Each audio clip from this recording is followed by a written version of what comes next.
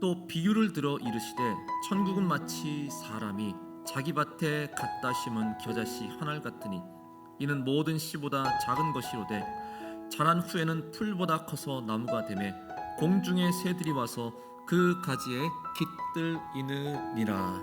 아멘. 네, 할렐루야. 반갑습니다. 우리 서로 인사 나누실까요? 자, 사랑하고 축복합니다. 만나서 반갑습니다. 오늘도 은혜 많이 받읍시다. 네. 자, 이렇게 다시 여러분 뵈니까 너무 반갑습니다.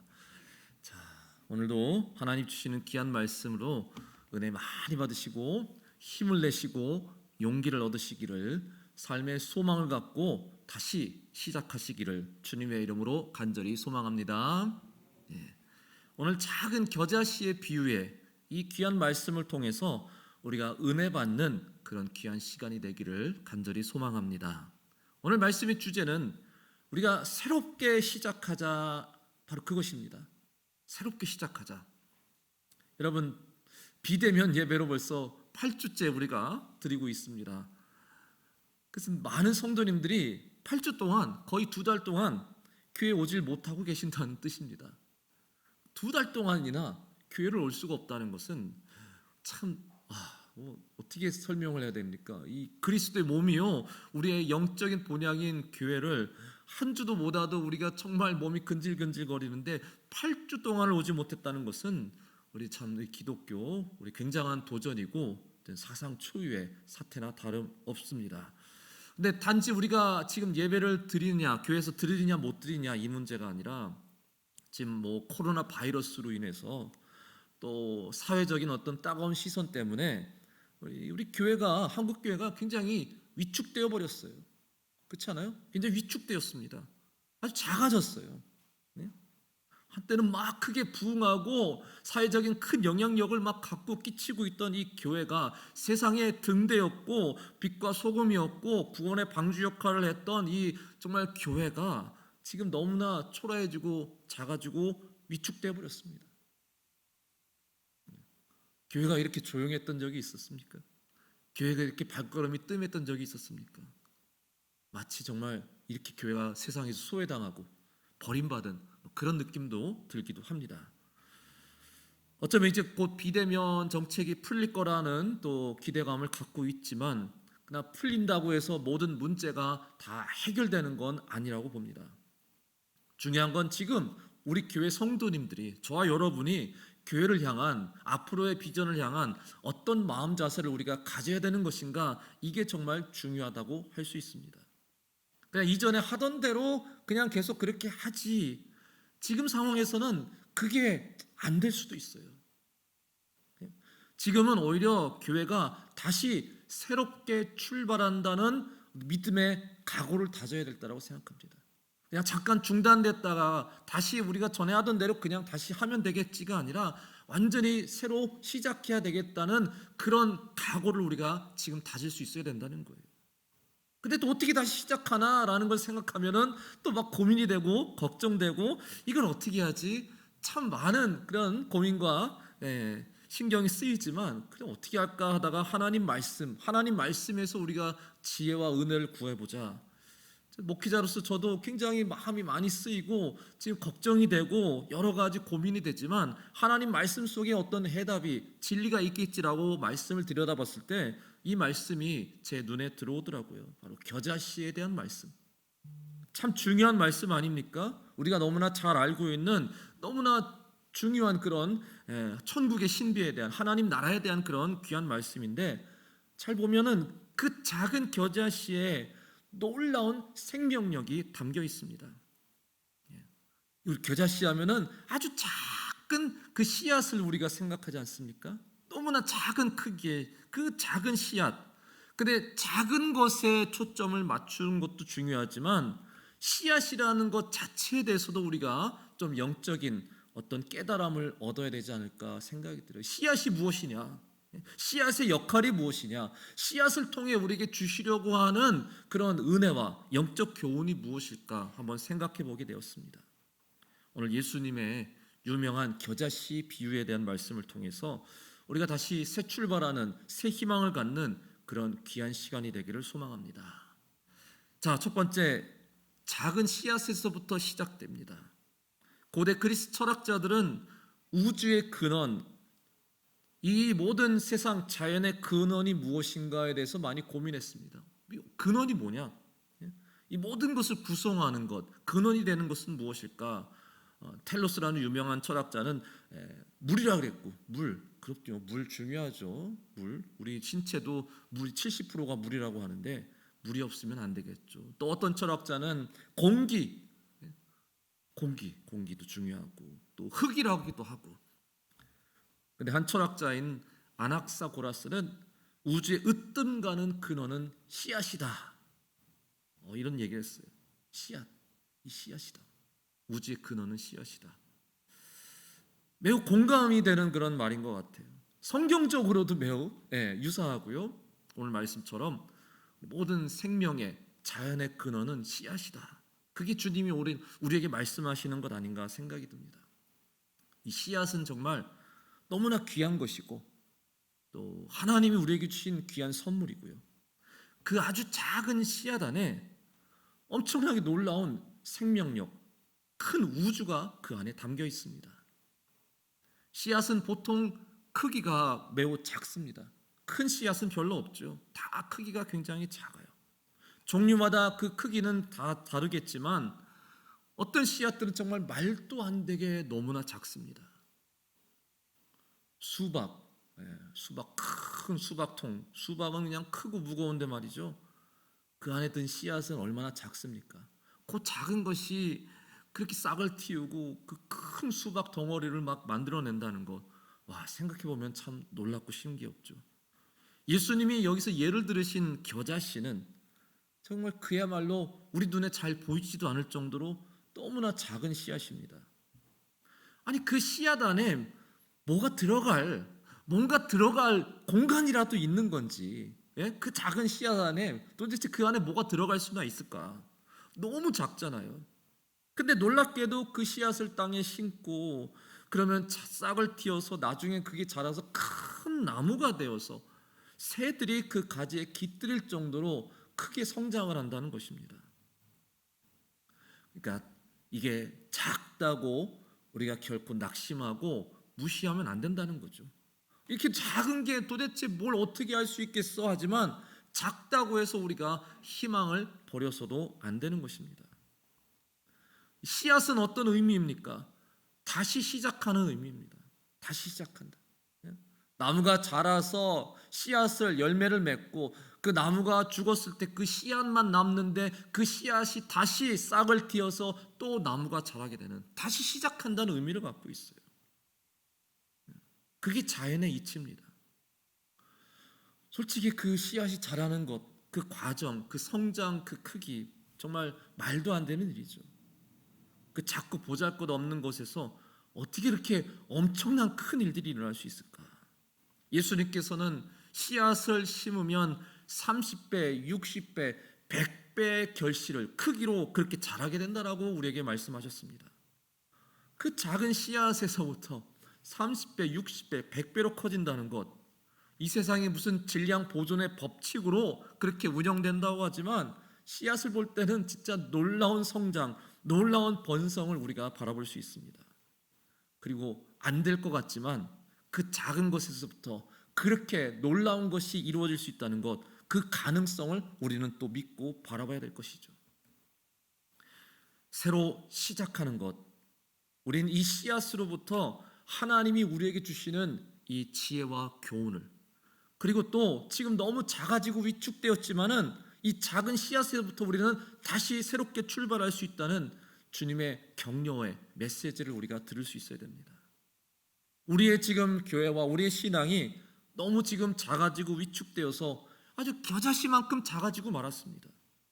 그러나 겨자씨만한 믿음만 있어도 산을 들어 옮길 수 있다는 예수님의 말씀, 우리가 다시 시작한다라는 믿음의 각오만 있으면, 그 믿음의 각오가 씨앗을 싹 틔우면 얼마든지 다시 크게 성장할 수 있다는 그 가능성을 오늘 우리에게 말씀해 주고 계시는 거죠. 제가 성경에서 참 좋아하는 말씀 중에 하나가 욥기 8장 7절 말씀이죠. 내 시작은 미약하였으나 내 나중은 심히 창대하리라. 아마 여러분도 다 좋아하시는 말씀일 것 같아요. 특히 우리나라에서도 굉장히 사업장마다 걸려있는 말씀 아닙니까? 사업장 개업할 때, 개업 예배할 때 항상 그 말씀 액자 선물로 가장 사랑받는 그 말씀이 아닐까 생각이 듭니다. 마치 무슨 잠언서에 나올 것 같은 말씀인데 이게 좀 약간 엉뚱하게 욥기서에서 발견이 돼요. 이 고난에 큰 심각한 고난을 겪은 욥기서에서 발견이 됩니다. 사탄의 질투로 말미암아 한순간에 모든 것을 잃어버린 의인 욥에게 친구 3명이 다가오죠. 그 중에 친구 빌닷이 그에게 어떤 용기를 격려해주는 말, 위로의 말로 이 말을 건네줬습니다. 내 시작은 미약하였으나 내 나중은 심히 창대하리라. 한때 지역의 유지일 정도로 엄청난 부자일 정도로 큰 부를 정말 모든 것을 가지고 있던 욥이 한순간에 가족들, 자녀들, 재산, 명예, 건강까지도 모든 것을 다 송두리째 빼앗기고 말았어요. 지금 완전히 볼품없는 그냥 거지 신세가 되고 말았는데 그 욥에게 빌닷은 지금 너가 이렇게 지금 미약한 상태, 이렇게 작아져 버린 상태이지만 넌 다시 크게 창대해질 수 있다. 네가 하나님을 잘 믿고 의지하면. 그렇게 희망의 메시지를 욥에게 던져주고 있는 것입니다. 처음부터 막 크고 창대하게 시작하는 게 어디 있겠습니까?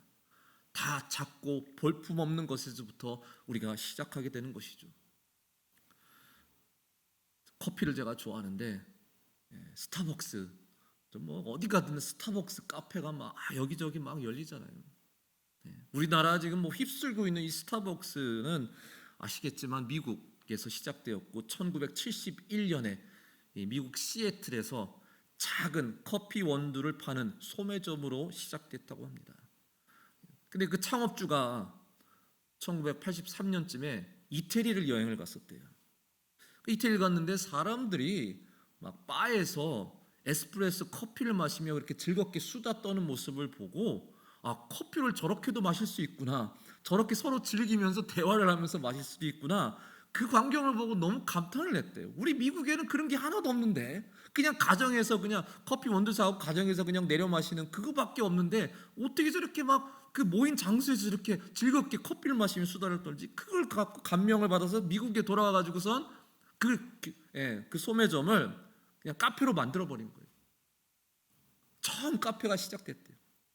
처음엔 생소했지만 처음 시작한 그 작은 카페로부터 시작해서 엄청나게 뭐 확장을 해서 지금 스타벅스가 전 세계 70여 개국에 2만 5천 개 매장을 운영하고 있다고 해요. 우리나라에만 해도 1250개, 1000개가 넘는 매장을 우리나라에서 운영을 하고 있다고 합니다. 그 이태리에서 그 경험했던 그 감동의 작은 씨앗, 그 씨앗을 심었더니 스타벅스가 막 글로벌 기업으로 성장할 수 있었다고 하고요. 또 지금 전 세계 미디어를 지금 주도하고 있는 월트 디즈니사 아시죠? 디즈니사. 그 창업주 월트 디즈니는 시골 농부 출신으로서 자꾸 볼품없는 미키마우스라는 그 생지의 마스코트를 통해서 엄청난 그 부흥을 이뤘지 않습니까? 미키마우스 잘 아시죠? 그 디즈니가 젊을 때 디즈니 스튜디오를 차리고 동업자와 함께 애니메이션 그런 작업을 막 하고 있었는데 나름 성공하면서 잘 하고 있었어요. 근데 그 동업자가 그만 배신을 하고 말았습니다. 다른 스튜디오와 몰래 판권 계약을 맺으면서 그동안 만들어놨던 모든 애니메이션 캐릭터들을 다 넘겨버렸어요. 월트 디즈니 몰래. 디즈니 나중에 알고선 자기가 만든 그런 캐릭터들이 다 빼앗긴 걸 알고 너무나 막 배신감을 느끼고 진짜 막 세상이 다 무너진 것 같은, 다 빼앗겨 버렸으니까 어떻게 그렇게 날 배신할 수 있을까? 그 최악의 상황에 몰렸다고 합니다.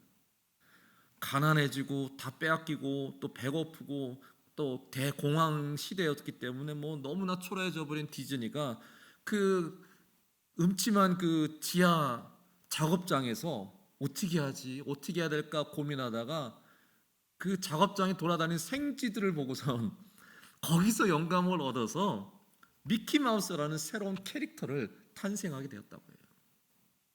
이 모든 걸 다 빼앗기고 너무나 배고프고 가난하고 절박한 상황에 몰렸을 때 한참 잘 나가다가 다 모든 게 빼앗기고 너무 작아진 바로 그 상황에 몰렸을 때 디즈니가 미키 마우스라는 그 생쥐로부터 야, 내 꼴이 바로 너 같다.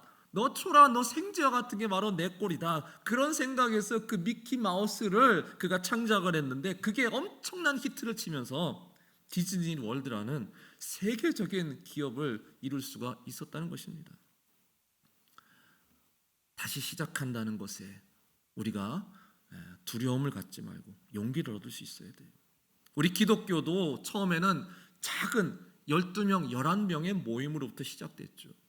예수님이 12제자 중에 가룟유다는 배신해서 떨어져 나갔고 11명의 갈릴리 촌동네 사람들이 모인 것에서부터 그 모임도 한때는 예수님과 함께 정말 뜨겁다가 예수님의 죽으심 또 부활하심으로 갑자기 한번 그냥 해체될 뻔하다가 다시 시작된 모임 아니었습니까?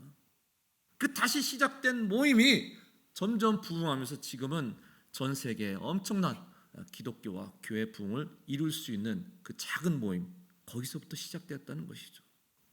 씨앗은 작은 것이 점점 커져서 크게 번성한다는 의미도 있지만 새롭게 다시 시작한다라는 영적인 의미를 우리에게 던져주고 있는 것입니다. 천국은 마치 겨자씨 한 알 같으니 왜 천국을 겨자씨에 비유를 하셨을까? 여러분, 천국이 어떤 곳일까요? 우선 생각만 해도 엄청나게 크고 웅장하고 넓은 곳이겠죠. 그렇지 않습니까? 천국은 예수 믿고 구원받은 모든 영혼들이 다 모여있는 곳이라면 얼마나 셀 수 없을 정도로 많은 영혼들이 지금 천국에 올라가 있습니다. 앞으로도 구원받을 영혼들이 얼마나 많습니까? 그 모든 구원받은 영혼들이 함께 다 거할 곳이라면 천국은 그야말로 진짜 이 지구보다 훨씬 더 크고 넓고 웅장한 곳일 것입니다.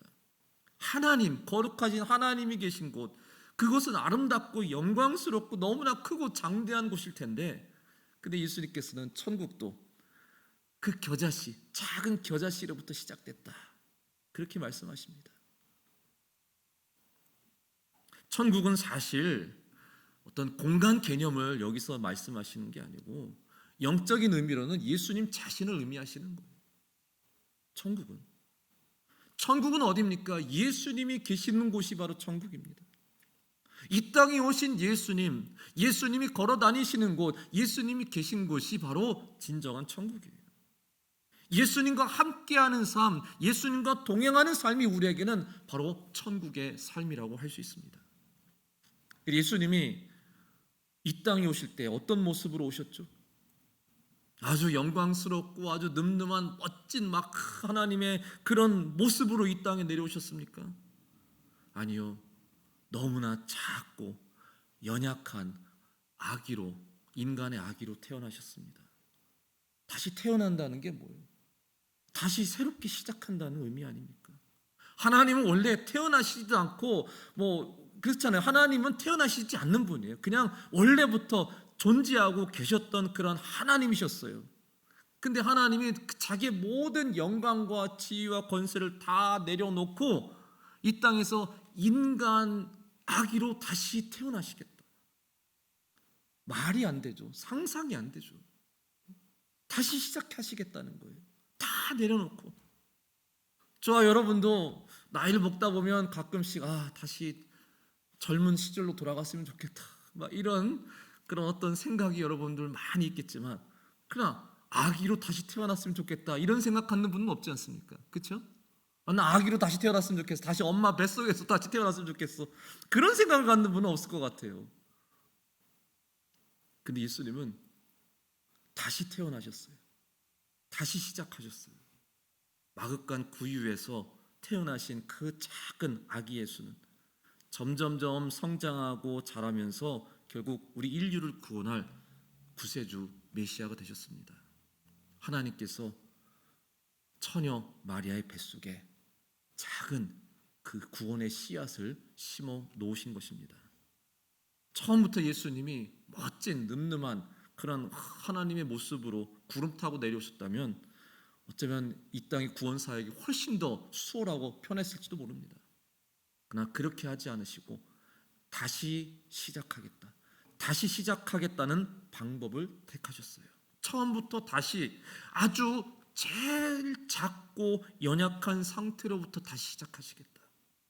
왜 그렇게 번거롭게, 왜 이렇게 어려운 방법을 택하셨을까? 하지만 하나님이 하시는 방법은 항상 그 방법이에요. 다시 시작하시는 방법. 작은 씨앗에부터 시작해서 그 씨앗에서 담겨있는 생명력과 잠재력으로 큰 구원의 나무를 이루는 것, 자연의 이 법칙도 그렇지만 우리 구원하시는 하나님의 방법도 그렇게 다시 시작하시는 방법으로 항상 이루신다는 것입니다. 예수님은 마찬가지로 예수 믿는 모든 자들이 구원받으려면 다시 태어나야 된다라고 분명히 강조하셨어요. 요한복음 3장 5절에 진실로 진실로 내게 이르노니 사람이 물과 성령으로 나지 아니하면 하나님 나라에 들어갈 수 없느니라. 거듭난다. 그것은 다시 태어나야 된다라고 분명히 말씀하셨습니다. 다시 시작해야 된다는 거예요. 크고 화려했던 세상적인 삶, 그동안 내가 쌓아 올렸던 모든 세상적인 삶을 다 벗어버리고 다 내려놓고 다시 작고 초라하고 겸손한 낮은 자의 모습으로 우리는 다시 시작해야 된다라고 주님이 분명히 강조하셨습니다. 다시 시작해야 된다. 고린도후서 5장 17절에 그런즉 누구든지 그리스도 안에 있으면 새로운 피조물이라 이전 것은 지나갔으니 보라 새 것이 되었도다. 우리가 구원받는 방법은 다시 새로 시작해야 되는 것이라고. 구원받은 삶은 다시 새로 시작하는 삶입니다. 다시 시작하지 않으면 새 것을 얻을 수가 없다는 거예요. 우리는 새로운 시작을 두려워하기보다는 오히려 우리는 그것을 반기고 기뻐하고 또는 소망하고 거기서 우리는 희망을 가져야 됩니다. 작은 연약한 씨앗으로 할 때는 막 크게 막 무성하게 막 나무가 열매가 맺히고 번성하던 그 모습에서 결국엔 다시 작고 연약한 씨앗으로 돌아와서 다시 시작한다는 것을 우리는 두려워해서는 안 됩니다. 그게 하나님이 정하신 세상의 이치고 하나님이 정하신 구원의 방법입니다. 그 작은 씨앗, 하지만 그 씨앗에 담긴 잠재력, 그것은 무궁무한합니다. 그것이 씨앗의 신비로움이에요. 교회도 하나님 나라도 작은 것에서부터 다시 시작할 때 엄청난 잠재력을 가지고 있다는 것을 하나님께서 말씀하고 계십니다. 우리 한국 기독교가, 물론 한국 기독교뿐만 아니라 아마 전 세계 모든 교회와 기독교가 이 코로나 사태를 겪으면서 더 작고 초라해졌을 것입니다. 하지만 여기서 우리가 실망하고 낙심하면 안 됩니다. 작아졌다고 해서, 위축됐다고 해서 우리가 너무 걱정하고 두려워해서는 안 됩니다. 이것이 오히려 우리에게는 새롭게 다시 새 출발할 수 있는 구원의 기회, 구원의 은혜라는 것을 오늘 이 겨자씨의 비유를 통해서 다시 한번 우리가 깨닫고 용기를 얻을 수 있으면 좋겠습니다. 저와 여러분의 마음이 참 힘들고 또 매우 작아지고 위축되어 버렸습니다. 앞으로 정말 어떻게 하지 생각하면 눈앞이 캄캄하기도 합니다. 우리가 마스크 언제 벗을 수 있을까요? 죄송해요. 저는 설교에 올라와서 마스크를 벗고 설교해서 죄송한데 예배 드시는 분은 계속 마스크 쓰고 계셔야 돼요. 찬양할 때 써야 되고 기도할 때도 써야 되고 서로 대화할 때도 인사 나눌 때도 써야 되고 아마 마스크 벗으려면은 정말 오랜 시간이 걸릴 것 같습니다. 그게 현실이에요. 부정할 수가 없어요. 마스크 쓰고 어떻게 서로 교제하고 어떻게 제대로 일을 하고 쉽지 않습니다. 비대면 예배가 풀린다고 하더라도 여전히 제 생각에는 소그룹 모임이나 이런 것들은 여전히 아마 금지시킬 것 같아요. 그것까지 다 풀릴 때까지는 굉장히 오랜 시간이 걸 것 같습니다. 교회에서 같이 공동 식사하고 같이 손잡고 기도를 하고 이렇게까지 가려면 아직도 시간이 너무나 많이 걸려요. 코로나 때문에 뭘 하는 것도 정말 다들 심리적으로 위축되고 또 걱정되고 그걸 해야 되나? 그렇게 모여야 되나? 자꾸 그런 생각 들고 올해는 벌써 어떻게 해서 이렇게 지나갈지 모르겠지만 또 내년은 또 어떻게 해야 되는가? 생각만 하면 참 눈앞이 캄캄하고 걱정만 들고 우리 마음이 더 위축되고 작아지는 것 같습니다. 하지만 우리 이런 모습들이 우리 마음이 작아지고 위축되었다 할지라도 그것이 아주 단단한 씨앗으로 여물어서 앞으로 땅에 심어져서 더 크게 성장하고 또 부흥할 수 있다는, 이게 하나님의 법칙이고 하나님이 그렇게 놀랍게 부흥시켜 주실 것이라는 그 우리가 성장의 가능성을 우리가 믿고 우리가 다시 용기를 다 낼 수 있길 바라겠습니다. 내가 믿음이 약해도 주님께서 하시면 할 수 있다는 믿음을 가져야 됩니다. 작아지면 작아질수록 성장의 기회, 부흥의 기회는 더 커진다는 것을 오늘 이 겨자씨로부터 여러분 믿으시기 바랍니다. 올해는 다 모두가 어려운 일이 참 많았습니다. 오늘 이 말씀을 다시 듣고, 그래, 겨자씨만한 믿음이라도 우리는 다시 시작할 수 있다, 아니 새롭게 다시 시작해야 된다라는 믿음을 갖고 앞으로도 또 내년에도 하나님께서 이 우리의 작은 모습으로부터도 큰 성장과 부흥을 얼마든지 이루실 수 있다라는 그런 믿음으로 우리 다시 여러분의 삶이 일어설 수 있기를, 우리 교회가 일어설 수 있기를, 우리의 신앙생활이 다시 일어설 수 있기를 주님의 이름으로 간절히 소망합니다. 두 번째, 씨앗이 자라서 큰 나무가 됩니다. 32절에 보시면은 자란 후에는 풀보다 커서 나무가 되매 공중의 새들이 와서 그 가지에 깃들이느니라.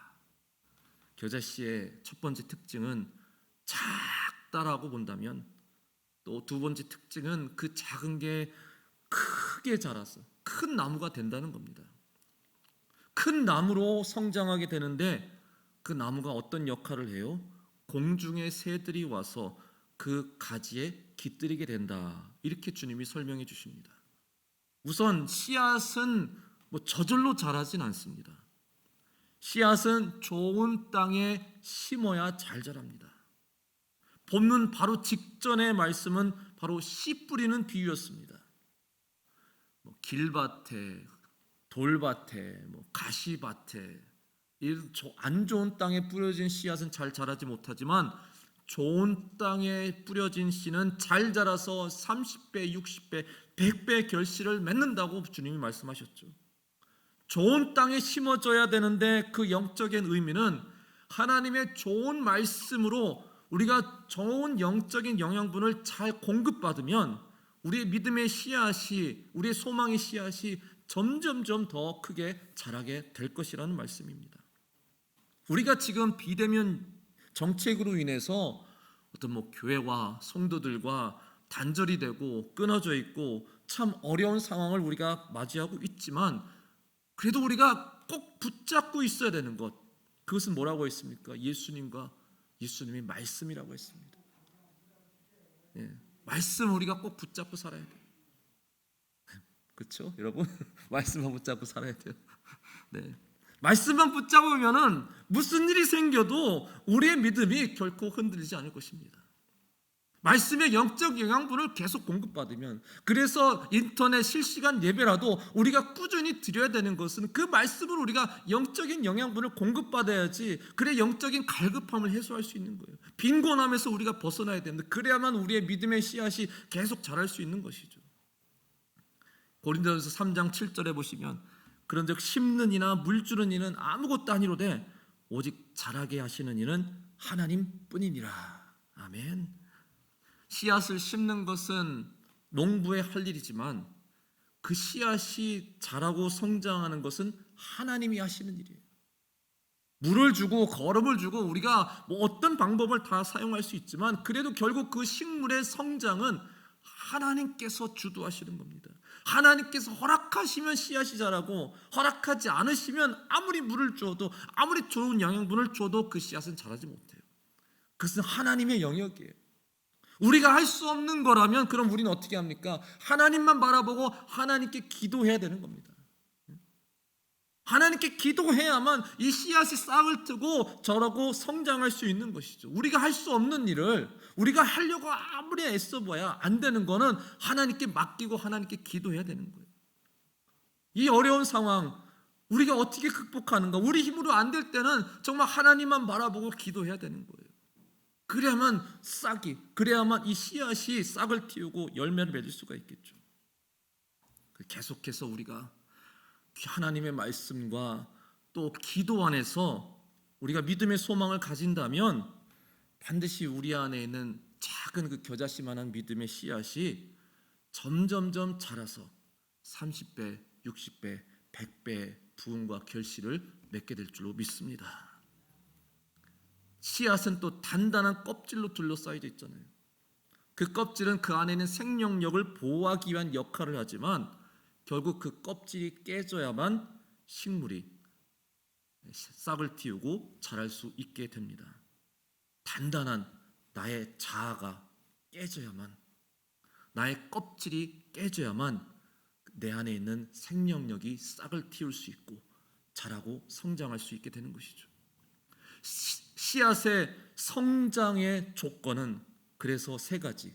영양분, 영의 양식, 하나님의 말씀을 계속 공급받아야 되고, 또 하나님의 도우심, 하나님의 도우심을 바라는 기도를 통해서 기도하는 자에게 또 하나님께서 그 싹을 틔우시고 성장하게 해주실 것이고, 또 껍질이 깨지도록 자복하고 하나님 앞에 회개하는 심령이 있어야만 우리 안에 씨앗이 자라고 성장할 수 있는 것입니다. 우리가 새로운 시작을 위해서, 새로운 도약을 위해서 꼭 붙잡아야 될 것은 하나님의 말씀, 또 기도, 그리고 회개입니다. 이 세 가지 조건, 이것을 꼭 우리가 붙잡고 있다면 하나님은 반드시 우리의 작은 믿음의 씨앗이 큰 나무가 되도록 성장하도록 분명히 역사하고 도우실 줄로 믿습니다. 나뭇가지에 새들이 깃든다. 참 아름다운 모습이죠. 새들이 왜 나무에 찾아옵니까? 열매를 우선 먹기 위해서 새들이 찾아와요. 말씀의 열매를 먹기 위해서. 성령의 열매, 사랑의 열매, 선함의 열매, 감사의 열매가 주렁주렁 맺히는 그런 교회와 성도들의 삶이라면 새들이 점점점 몰려와서 아름다운 나무의 역할을 감당할 수 있을 것입니다. 그리고 새들이 나무에 오는 이유는 또 뭡니까? 둥지를 틀기 위해서입니다. 안식처를 마련하기 위해서입니다. 우리 교회는 우리의 영혼의 안식처입니다. 교회는 우리의 영혼의 피난처예요. 우리의 영혼의 거처가 되는 곳이 바로 교회입니다. 항상 저는 교회를 내 집같이 여기라라는 말씀을 여러분께 자주 강조하고 있습니다. 시편의 다윗도 자기 가장 큰 소원은 뭐라고 했어요? 평생 여호와의 집에 살면서 여호와의 아름다움을 바라보고 그 성전을 사모하는 것이라고 27편 4절에서 고백하고 있습니다. 참 세상에 살다 보면 너무 막 눈이 피로하고 힘들 때 이 교회 예배당에 와서 저 십자가를 바라보면, 은은한 조명 아래 십자가를 바라보면은 마음이 그렇게 편안해지고, 그냥 눈도 편안해지고 마음도 편안해지고 그냥 다 몸이 편안해지는 것 같아요. 이 교회 오면은 그렇게 어떤 영육 간의 어떤 안식과 평안함을 그렇게 얻을 수 있는 참 좋은 장소, 저절로 그렇게 된다니까요. 교회가 시끌시끌한 그런 교회 모습이 아니라 우리의 영적인 피난처, 우리 영적인 안식처, 또 우리의 둥지, 우리의 영적인 본향의 역할을 앞으로 교회가 또 잘 감당할 수 있도록 우리가 정말 믿음으로 기도하고 힘쓰고 애써야 될 줄로 믿습니다. 우리가 먼저 이 교회를 사모해야 됩니다. 교회는 그냥 건물이 아니라 바로 우리 예수님의 몸이기 때문에, 우리의 영혼의 안식처이기 때문에 더욱 저와 여러분 교회를 사모하는 마음을 가지시길 바라겠습니다. 자, 말씀을 마치겠습니다. 지금 계속되고 있는 비대면 정책이 곧 종료되지 않을까라는 기대감을 갖고 있습니다. 근데 이미 우리 한국 교회와 우리 많은 성도님들 많이 위축되었고 좀 우리가 작아질 대로 작아졌습니다. 지금 우리의 모습은 너무나 작은 겨자씨만한 그런 어떤 모습이 아닐까라는 그런 생각을 갖습니다. 그러나 오늘 주님이 주시는 말씀처럼 그 눈에 보이지도 않는 작은 겨자씨라 할지라도 땅에 심으면은 큰 나무로 자라서 많은 열매를 맺고 많은 새들이 와서 깃들이는 그런 놀라운 성장의 가능성을 얼마든지 갖고 있다라고 우리에게 희망의 말씀을 주고 계십니다. 우리의 한국 교회도, 우리의 신앙도 너무 작아지고 위축되었지만 그러나 여기서 우린 다시 시작한다는 믿음의 각오를 다진다면 하나님께서 반드시 크게 우리에게 역사해 주실 것입니다. 우리 안에 있는 작은 믿음의 씨앗을 크게 성장하는 훌륭한 나무로 다시 키워줄 줄로 믿습니다. 그러기 위해서는 우리가 하나님 말씀을 계속 꼭 붙들어야 되고 또한 기도해야 되고 또한 우리의 죄를 회개함으로써 하나님의 도우심, 하나님의 부흥에 따를 우리는 인내하며 기다릴 수 있어야 됩니다. 그 씨앗이 싹 틀 날만 우리는 기대하며 우리는 소망을 갖고 계속 바라봐야 됩니다. 하나님은 우리에게 낙심하지 말고 다시 시작하라고 말씀하고 계십니다. 여러분의 가정이 다시 시작하길, 여러분의 사업장, 여러분의 하시는 일이 많은 어려움을 겪었지만 다시 새롭게 시작할 수 있기를, 다시 싹을 틀 수 있기를, 그 씨앗에서 엄청난 잠재력이, 엄청난 성장과 부흥이 우리의 삶에서 다시 일어날 수 있기를, 또 우리 믿음 생활, 우리 신앙 생활, 우리 교회도 다시 이 겨자씨의 부흥의 역사가 다시 분명히 일어나길 간절히 소망합니다. 하나님만 잘 믿으시고 용기를 내시고 믿음의 씨앗, 또한 소망과 기도의 씨앗 잘 마음에 간직하셔서 앞으로 더 크게 자라고 함께 성장할 수 있기를 주님의 이름으로 간절히 축원합니다.